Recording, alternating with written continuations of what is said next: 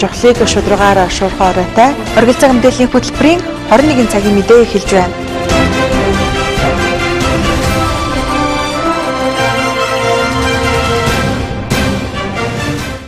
Үзэгч та бүхэнд орой амгалан айлтгая. Жохлыг шударгаар шуурхай өргөн оройтой оргил цаг мэдээллийн хөтөлбөрийн 21 цагийн мэдээ эхэлж байна. Хүлээн авч үзнэ.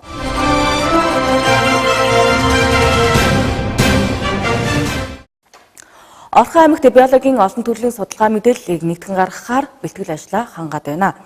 За энэ нь Орхон аймгийн ус, хөрс, агаар, ан амьтан ургамал зэргийг судлаж нэгдсэн мэдээллийн санг бий болгоно гэсэн үг юм. За ингэснээр аймагт хэдийн хэмжээний хүн ам суурших боломжтой замал амьтны бэлчээрийн дац хэр байгааг тодорхойлох бүрэн боломж нэгдэх юм а.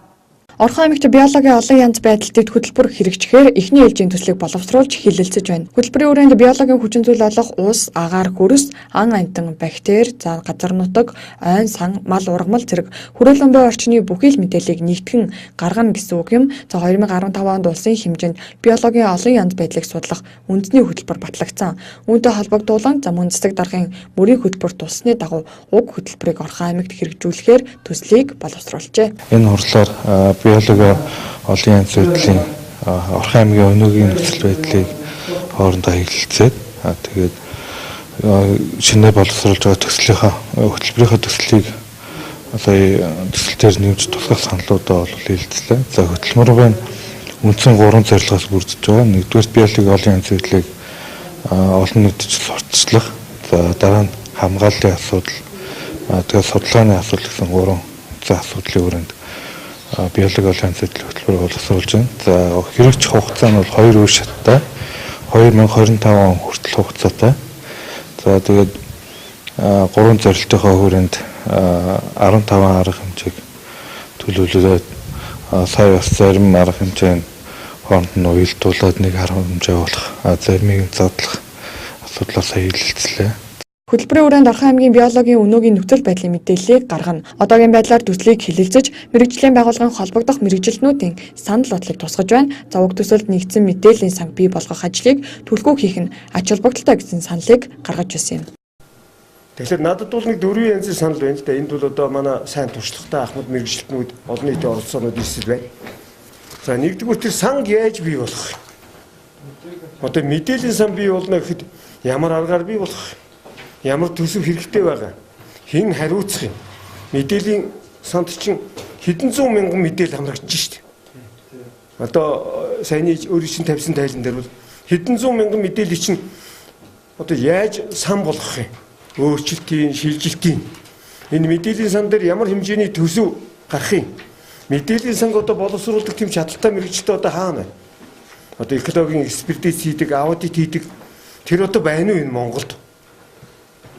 Одоо энэ санг бий болгоход бол тодорхой хөрөнгө, тодорхой одоо туршлага, тодорхой шинжлэх ухааны байгуулах хэрэгтэй л байна. Энэ тайланг харахад бол ийм тайлангууд аль ч аймагуудад ингээд хийгээд өгчөж болно ерөнхий юугаар. Одоо мэдээллийн сангаа манайх яаж бий болох вэ? Энэ нь шүүмжил биш. Орхон аймгийг давуу талаар харуулах хэрэгтэй. Эх 7 оноос эхлэн төслийн хилцүүлэг эхэлнэ. За эхний ээлжинд айн санг гэрээгээр эзэмшдэг нөхөрлөлүүдийн дунд хилцүүлэхийг зохион хөтөлбөр 2025 он хүртэл 2 үе шатаагаар хэрэгжинэ. Уг дэд хөтөлбөр хэрэгжснээр биологийн бүхий л хүчин зүйлсийн мэдээлэл гарах юм. За ингэснээр манай аймагт хэдий хэрэг хүн ам суурших нөөц болцоотой бэлчээрийн нөөц дац хэдий хэрэг хэмжээнд байна. За цаашдаа өвсдөжэл ургамалтай холбоотойгоор 5 хошуу малын алийг нь өсгөх нь ашигтай зэрэг мэдээллүүд ил болох юм. За манай аймгийн хэмжээнд сүрийн өвчний тохиолдол нэмэгдэх хандлагатай байна. За тиймээс сумын эмч мэрэгчлүүдийн нэгдсэн холбооноос багийн засаг дарга төрийн албан хаагчдыг хамруулсан сүрийн өвчнөөс өөрчлөн сэргийлэх сургалтыг зохион байгуулад байна. Орхон аймгийн хэмжээнд сүрийн өвчний тохиолдол нэмэгдэх хандлагатай байна. Өнгөрсөн онд сүрийн өвчний шинэ тохиолдол 93 бүртгэгдэж байсан бол энэ оны эхний 9 сар гэгтэл сүрийн өвчлөлийн шинэ тохиолдол 70 бүртгэгджээ. Эмчилгээний хувь 93.4, нас баралт 0.4% байна. За өвчнөр өвчлөж байгаа иргэдийн дийлэнх нь 15-аас 34 насны залуучууд байгаа юм. Сүрийн өвчнөр зөвхөн нийгмийн эмзэг бүлгийн гэлтгүү альж давхаргын өвчилж болзошгүй байдаг байна. Тиймээс сумын эмч мэрэгжилтнүүдийн нэгдсэн холбооноос багийн засаг дарга төрийн албан хаагчдыг хамруулсан сүрийн өвчнөөс урьдчилан сэргийлэх сургалтыг зохион байгууллаа. За өнөөдөр Орхон аймгийн засаг даргын хамгаалгын газар, эрүүл мэндийн газар, За Монголын сумын эмч мэрэгчлэлтний холбоо халдвар төвчин судлалын үндэсний төв хамтран сүрээгүй ирээдүйн төлөө хамтдаа гэсэн нэг өдрийн сургалт хилцүүлгийг зохион байгуулж байна. За энэ хилцүүлгийн маань одоо зохион байгуулах гол үндсэл нь юу вэ гэхэл дээр 2017 оны 1 сард Монгол Улсын засгийн газраар батлагдсан халдвар төвчөнд тэмцэх үндэсний хөтөлбөрийн сүрээгийн одоо талаар хэрэгжүүлэхийн зорилтон дээр бол сүрээгийн төсөлмж үйлчлэгийг үзүүлэхэд олон нийтийн оролцоог нэмэгдүүлэх гэсэн ийм үйл ажиллагааны үндсэн чиглэл. За энэ үндсэн чиглэлийн хүрээнд ер нь сүрээгийн төсөлмж үйлчлэгийг үзүүлэхэд бол зөвхөн эрүүл мэндийн байгууллага, эмнэлгийн байгууллагаас гадна төрийн болон төрийн бус байгууллагын оролцоо зайлшгүй хэрэгтэй юм а гэдэг ийм асуудлыг бол тавьсан. Энэ хүрээнд бид нэр өнөөдөр Орхон аймгийн сумдын засаг дарга нар, багийн засаг дарга нар, сумын эрүүл мэндийн төвийн эрхлэгч, эмч мэрэгчлэтнүүд, за мөн аймгийн холбогдох эмч мэрэгчлэтнүүд оролцсон ийм уулзалтыг зохион байгуулж байгаа. Сүрийн өвчнөөс урьдчилан сэргийлэх чиглэлээр манай аймагт нэлээдгүй олон ажил хийж байна. Тодорхойлбол эрүүл мэндийн газрын 62 тоо тушаалаар сүрийн өвчнөөс урьдчилан сэргийлэх үзүүлэлгийг зохиож дууссан. За мөн уг өвчнийг гэрт илрүүлэх зорилгоор орон нутгийн төсвөөс 200 орчим сая төгрөг гарган рентген аппарат бүсийн онцлог хамжилгээний төвд авч өгчээ. За манай Орхон аймгийн хэмжээнд бол сүрээгээс урьдчилан сэргийлэх чиглэлээр тий аймгийн засаг даргын одоо 2016 оноос 20 оны одоо үйл ажиллагааны хөтөлбөрт болоод сүрээгийн урьдчилан сэргийлэх хүслийг эрчимжүүлэх. За тэгээд одоо орон нутагт бол тодорхой хэмжээний тоног төхөөрөмжөөр хангах гэсэн ийм залтыг оруулж өгсөн байгаа.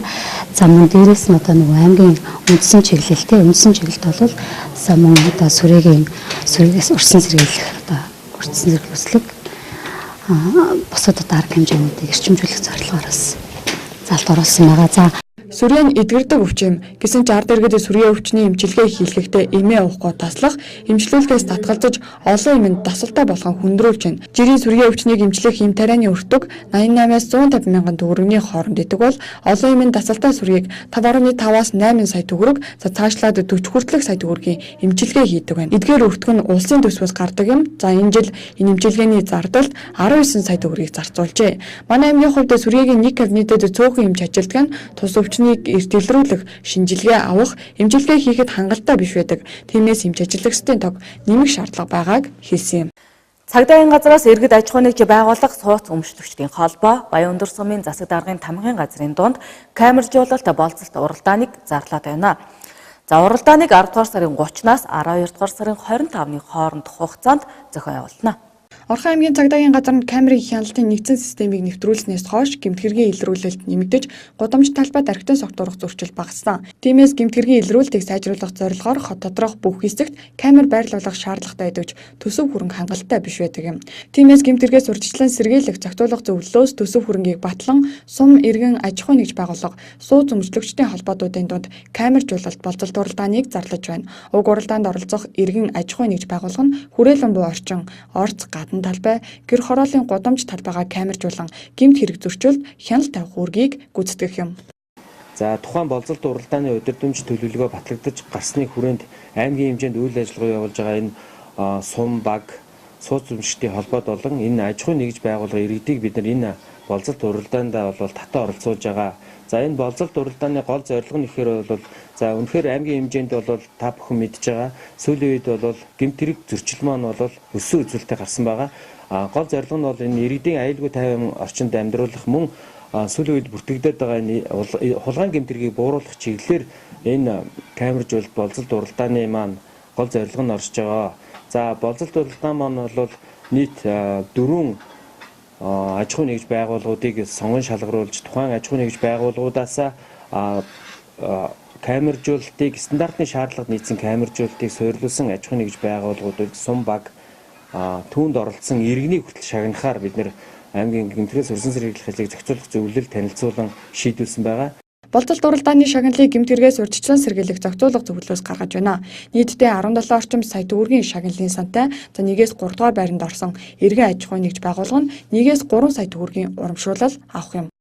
За нэгдүгээрт нь сумдууд тухайн камержуулалт болцолт уралдааны хүрээнд стандартны шаардлага хангасан камерыг суйрлуулсан идэвхтэй сайн оролцсон тохиолдолд сумын нэг засаг даргыг 3 сая хүртэлгээр тоорно урамшуулах асуудал байгаа. За хоёрдугаарт нь энэ камержуулалт болцолт уралдааны хүрээнд 22 багийнс бид нэр 3 багийг 1 2 3 дугаар байранд сонгон шалгаруулад 1-р хайрыг 3 сая төгрөг гүн бүхий зүйл 2-р хайрыг 2 сая төгрөгөөр 3-р хайрыг 1 сая төгрөгөөр бид нар урамшуулахаар ийм болзолт уралдаанд тусгаж оруулсан байгаа. За мөн аймгийн хэмжээнд 34 орчим сууц өмчтөний холбоод үйл ажиллагаа явуулдаг. За мөн энэ арга хэмжээний хүрээнд бид энэ 34 сууц өмчтөний холбоодоос 3 аж ахуй нэгж байгууллагыг шалгаруулад за 1-р хайранд 3 сая төгрөг, 2-р хайранд 2 сая, мөн 3-р хайранд 1 сая төгрөгийн үнэ бүхий 1 сая төгрөгөөр шагнаж урамшуулахаар мөн өдөржин төлөвлөгөө мөн төсөв батлагдсан. Уралдаанд оролцох байгууллагын материалыг 12 дугаар сарын 23-ны өдөр хүртэл хүлээн авна. Шалгаруулахдаа гэмт хэрэг зөрчил ихээр үйлдэгддэг, үйлдэгдэж болцсошгүй газар байрлуулсан эсэх, камерын стандартын шаардлага хангаж байгаа эсэх, тухайн камерыг байрлуулснаар иргэдийн эрүүл аюулгүй орчинд амьдрах нөхцөл боломж хангагдаж байгаа эсэх, гэмт хэрэг зөрчлийг илрүүлсэн байдал зэргийг харгалзан үзэж дүгнэх юм. 12 дугаар сарын 25-ны өдөр уралдааны дүн гарч төрүүлсэн иргэн аж ахуй нэгж байгууллага шагналаа гарт авах юм. Аймгийн засаг даргын тамгын газраас хэрэгжүүлж байгаа эрдэмтдтэй хайртай дэд хөтөлбөрийн хүрээнд 4 асуудлыг хөндөж үйл ажиллагаанд төлөвлөд байгаа. Үүний нэг болох өрхийн үйлдвэрлэл эрхлэгчдийг дэмжих хүрээнд үдэслэн худалдаа, борлуулалтын цэгийг нээж ашиглалтанд оруулаад байгаа юм а. Тус зэгт үйлдвэрлэл эрхлэгчид ямар нэгэн түрээс төлөхгүйгээр бараа бүтээгдэхүүнээ борлуулах боломж бүрдэж байна. Эрдэмтдтэй хайртай өрх бүрт нэг ажлын байр хөтөлбөрийг аймгийн засаг даргын тамгын газраас энэ жил хэрэгжүүлж эхэлсэн. Үүнд өрхийн үйлдвэрлэл эрхлэгчдийг дэмжих, ажлын байрыг нэмэгдүүлэх чиглэлээр олон ажил төлөвлөсөн. Тодорхойлбол өрхийн үйлдвэрлэл эрхлэгчдэд санхүү тоног төхөөрөмжийн дэмжлэг үзүүлэх, үзэгдлийн худалдаа зохион байгуулах, 4 газарт борлуулалтын зээг байгуулахаар төлөвлөнд туссан. Тэгвэл өнөөдөр хуваарай бизнес эрхлэгчдийн үзэгдлийн худалдааг 2 өдрийн турш цах худалдааны төвд зохион байгуулж байна. 2 өдөр үргэлжлэх үзэгдлийн худалдаанд 30 гаруй өрхийн үйлдвэрлэл эрхлэгчид оролцож байна. Энэ ховонцор хаягдал гялгарууд, ховонцор сав, хаягдал материалаар хийсэн сандал, имэйл, энэ өгсөрдөг юм блок үйлдвэрлэдэг. Тэгээд одоо энэ нэг үйлдвэрлэл нэг жил гарсан 2 жил шахуу болж байна. Ерөнхийдөө бол энэ хөдөө орон нутгийн 21 аймаг бид улсууд энэ хөдөө орон нутгийн их авдаг энэ имэйлийг даанаас энэ сандал энэ одоо энэ блок шинээр гарч ирж байгаа. Энэ угсраад хашаа барьж болно, байшин чирж болно. Ийм за өөр одоо зэмбэл энэ. За одоогор би ерөнхийдөө ганцаараа ажиллаж байгаа. Өөрөө гэрээр хийдэг. Яг хөө тэгээд захиалга аваад захиалгаад хийчихдэг нэг. Яг өдөрт нэг 10 сандал хийх жишээтэй юм хийдэг. Мөн хөтөлбөрийн хүрээнд өрхийн үйлдвэрлэл эрхлэгчдийн бараа бүтээгдэхүүн борлуулалтын цэг нээн ажиллуулахар болсон. Аян төгөөл Даниста зах худалдааны төвүүдэд нэг цэг нээсэн бөгөөд үйлдвэрлэл эрхлэгчид ямар нэгэн түрээс төлөхгүйгээр бараа бүтээгдэхүүнээ борлуулах боломжтой юм. Эрдэмтдтэй хайртай хөтөлбөр маань батлагдаад одоо хагасчлалын нөр үзэж байна. Энэ хугацаанд хэрэгжүүлэх үйл ажиллагааны төлөвлөгөө гарсан байгаа. Энэ төлөвлөгөөний нэг арга хэмжээ болох өрхийн үйлдвэрлэл эрхлэгчдийг дэмжих гэсэн арга хэмжээ байгаа. Энэ арга хэмжээний хүрээнд бид нар 4 ажлыг зохион байгуулж байгаа.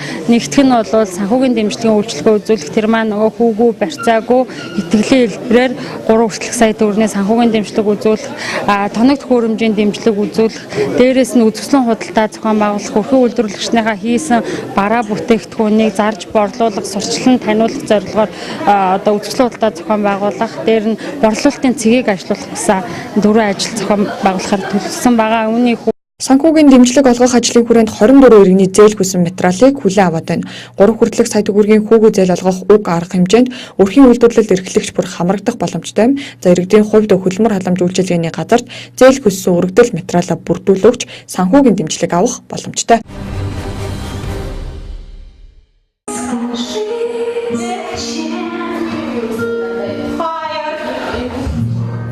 Эрдэнэтийн бүсгүйчүүдтэй мэлмийн төв дарлах голд спиннинг төв инхүү 2017 оны сүүлийн бэлгээ задлж 20-50% хөнгөлт урамшуулалттай бүртгэлээ хийж эхэлсэн байна. Эрүүл амьдралын хэм маяг төгс бие галбирыг олж авахын тулд бид эрэл хайгуулыг хийсээр л байдаг. Яг ямар дасгал булчин хөгжүүлэх үү? Ингүүл аль нь илүү үр дүнтэй вэ? Хаана юу хийвэл хурдан жингээ хасах уу? Яаж хоолбол булчингийн мас маа нэмэх үү? Яавал хурдан турвч гойлог болох вэ гэд олон асуултууд араасаа ундардаг. Үүн дээр нэмээд ямар төрлийн дасгал хийвэл хурдан залхаж уйдахгүй, тууштай байж чадах вэ гэдэг бол олон хүний хувьд их чухал зүйлээ. Тэгвэл танд нэгэн сайхан тата мэдээ дуулгахад спиннингээр хичээснээр жингээж хасна, булчин чүүжин үүнээс гадна зүрх судасны үйл ажиллагаа сайжирч төсвөр төвчээртэй болдог байна. Хэрвээ та жимд явж байгаа бол булчин үргэлжлэх хүчний дасгалуудыг тус нь хийх хэрэг гардаг. Тэгвэл спиннингээр хичээлж байгаа хүмүүсийн хувьд нэгэн зэрэг амжуулдгаараа маш том давуу талтай. Ер нь нэг удаагийн спиннингийн хичээл нь ойролцоогоор 400-аас 600 калорийг шатааж биеийн бүх булчинг жигэд ажилуулдаг юм байна. Ер нь ингээр тайлбарлах юм бол спиннинг нь дугуйтай аэробикийн тасгалын нэг хэлбэрээ. Дээр нь спиннинг нь багаар хийдэг эрчимжүүлсэн суурин дугуй тасгал бөгөөд хүмүүсийн хүч чадал дээр төвлөрч ажилдаг.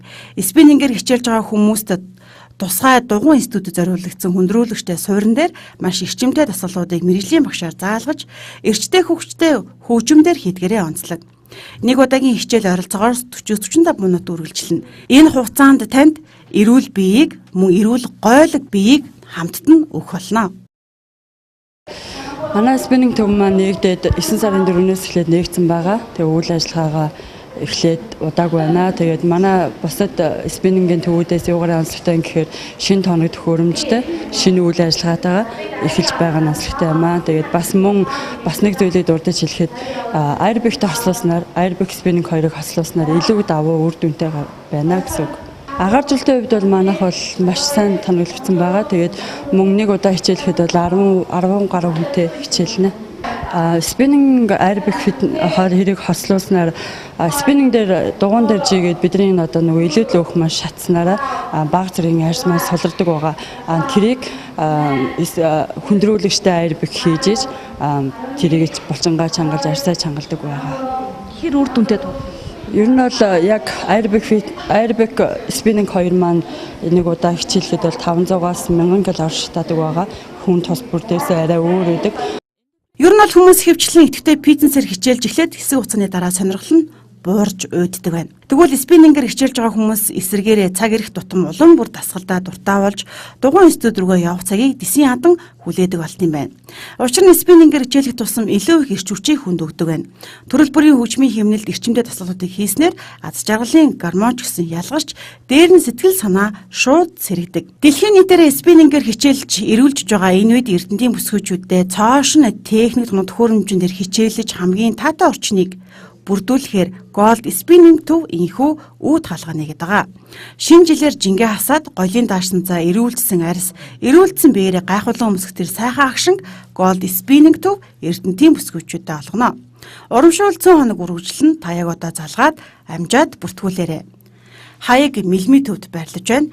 Харилцах утас нь 9935 9671.